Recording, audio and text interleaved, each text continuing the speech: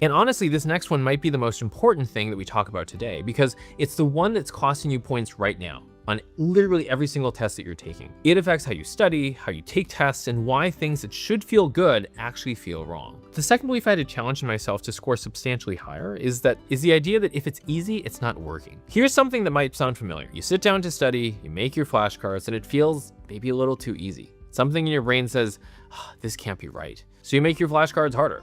More details, more complexity. Now your reviews take forever.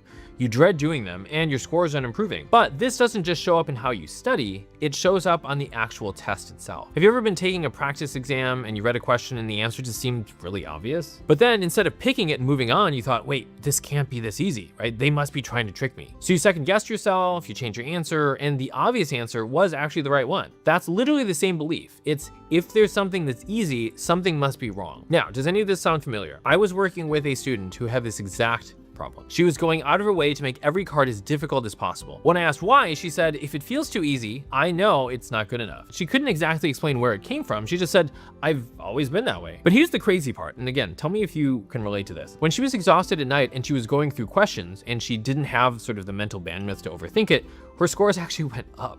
On the flip side, when it was in the morning and she was fresh and at her overthinking best, she scored worse. In other words, more effort was literally producing worse results. Now, if you can relate to this, the belief underneath it is that if it's hard, it must be working. And this is something that I really struggled with for a long time. The flip side to that is if it's easy, it must not be working. And I really think that this is connected to the belief that we just talked about, that the score is us, right? Because if it's easy studying, then it feels like that we're not earning it. Right? It's almost as if we have to suffer in order to deserve it. So we unconsciously make everything harder. Our flashcards, our study sessions, even how it is that we read questions, because easy doesn't feel like it counts. Now, I've talked with a lot of students and I've thought about my own background, and I really think that for me at least, it probably came in high school or maybe even a little bit earlier. I was the kid that I felt like I had to outwork everyone, and I had compensated by just grinding harder. And frankly, it worked. That was in many ways how it is that I got this far, especially classes like biology, where there was just a lot of details that I had to know, or English, where I had to sort of memorize passages of material, or vocab tests. Those sorts of tests reinforced it because the game became almost something like if I memorized more,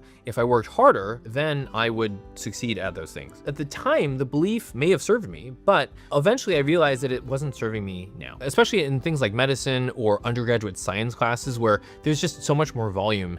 It pays to not overcomplicate things. And for me, when I stopped overcomplicating things, studying actually became a lot more enjoyable. And that's when my scores really started to move positively. So if you're like me, you may be overcomplicating how it is that you study. If you're a medical student or a doctor preparing for either the USMLEs or COMLEX or one of your medical board exams, then be sure to sign up for our free 14-step program where we'll walk you through the most efficient ways for you to improve your score in a short period of time. And if you're interested in getting there faster, be sure to book a free call with our team where we'll break down what it is that's holding you back and, if it makes sense, explain how it is that we can help you to get there more efficiently.